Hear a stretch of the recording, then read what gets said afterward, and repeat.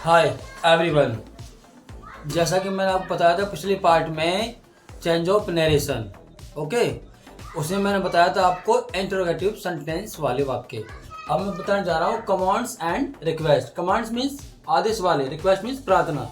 इन्हें ना आप वो भी कह सकते हैं इम्पेरेटिव सेंटेंस। कौन से कह सकते हैं? Imperative sentence. इसका मतलब क्या होता है? आदेशात्मक वाक्य। ओके, अब देखो क्या होता है, मैं तो बताता हूँ। नोट नंबर देखो, रिपोर्टिंग वर्ब में दिए हुए सेट टू को, किसको दिए गए हुए सेट टू को रिपोर्टेड स्पीच के भाव के अनुसार ऑर्डर्ड या आस्क्ड या रिक्वेस्ट या बेग्ड एंड एडवाइज्ड आदि शब्दों में बदल दिया जाता है।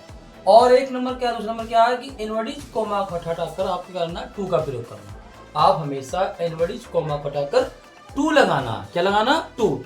पता है कौन सी वाक्य में लगते हैं? ये लगते हैं इम्पेरेटिव सेंटेंस में। किसमें लगते हैं? इम्पेरेटिव सेंटेंस का आप हमेशा इनवर्टिज कोमा को हटा करके टू का ही प्रयोग करना। किस करना? टू का। ना डेट का लगेगा, ना इफ का प्रयोग होगा, और ना ही वाई का प्रयोग होगा, डब्ल्यूएस फैमिली का प्रयोग होगा।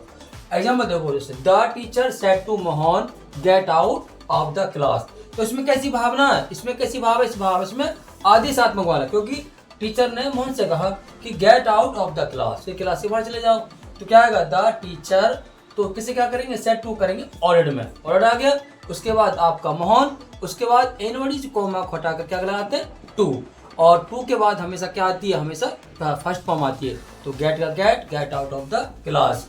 क्यों क्या होता है ये? इसके बाद पता है कि ये बन जाता है क्या बन जाता है? नॉन फिनेटिव।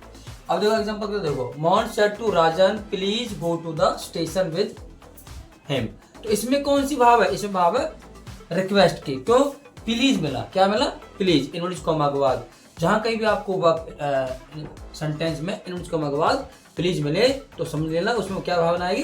रिक्वेस्ट की आएगी। तो क्या करेंगे? मोहन सेड टू बदलेंगे रिक्वेस्टेड में, रिक्वेस्टेड। राजन आ गया, उसके बाद इनवर्टिज कोमा हटाकर टू का प्रयोग करना है, और उसके बाद फिर वही first form to the station with. अब मी कौन सा पर्सन है? फर्स्ट पर्सन है, तो किसके पास जाऊंगा? डायरेक्ट के सब्जेक्ट के पास, मोहन।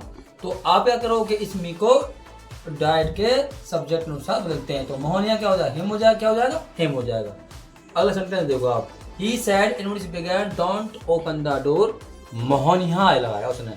ही said inverted comma do not open the door Mohan.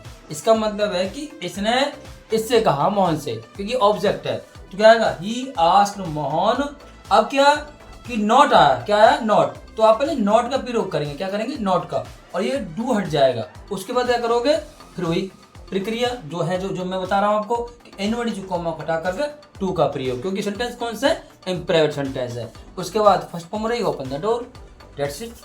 Okay, यदि आपको ये वीडियो अच्छी लगी हो, लाइक करें एंड सब्सक्राइब करें, और हमसे जुड़े रहें, और आगे वीडियो को शेयर करें।